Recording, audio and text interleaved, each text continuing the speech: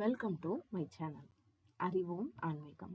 இன்னைக்கு நம்ம சேனலில் எதை பற்றி பார்க்க போகிறோம் அப்படின்னா நவகிரகங்களோட மந்திரங்கள் தான் பார்த்துட்ருக்கோம். அந்த வகையில் சூரியன், சந்திரன், ராகு, அடுத்து வரக்கூடியது கேது.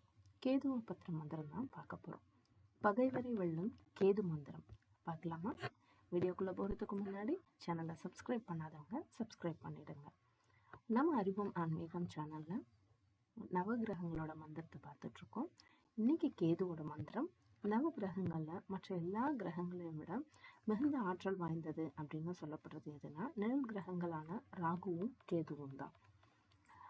ராகு பகவானோட மந்திரத்தை பார்த்தாச்சு. இன்னைக்கு கேது பகவானோட பார்க்க போகிறோம்.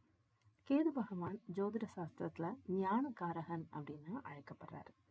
இவர் சனி பகவானோட தன்மையை கொண்டவராகவும் இருக்கிறார். எனவே ஒரு மனிதனுக்கு மிக அதிக செல்வத்தையும் ஞானத்தையும் கொடுப்பவராக, அதே நேரத்தில் மிகுந்த கஷ்டங்களையும் சோதனைகளையும் கொடுப்பவராக தான் இவர் இருக்கார்.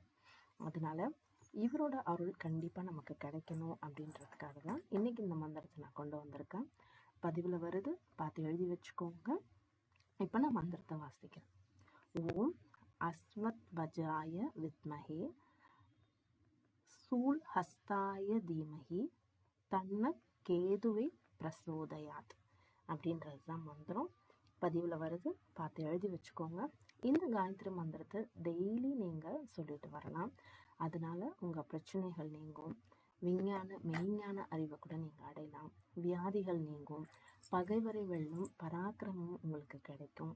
அது மட்டும் இல்லாமல் பாவங்கள்லேருந்து விமோச்சனமும் உங்களுக்கு கிடைக்கும். நல்ல நண்பர்கள் கிடைப்பாங்க.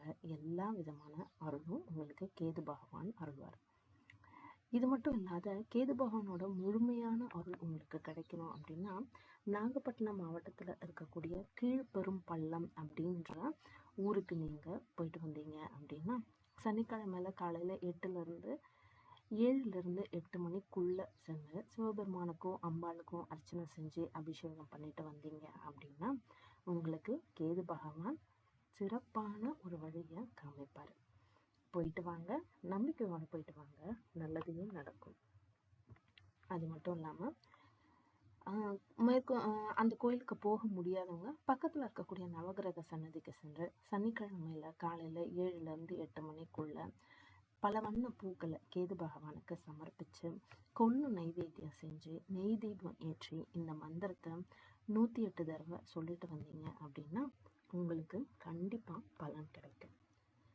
நம்ம அறிவோம் ஆன்மீகம் சேனலில் ஒரு நாளும் ஒரு மந்திரத்தை பார்த்துட்டு வந்தோம். அந்த வகையில் இன்னைக்கு நம்ம பார்த்தது கேதுவோட பகவான், சூரியன், சந்திரன், ராகு, கேது, இது வரைக்கும் 4 கிரகத்தோட மந்திரங்கள் பார்த்துருக்கோம்.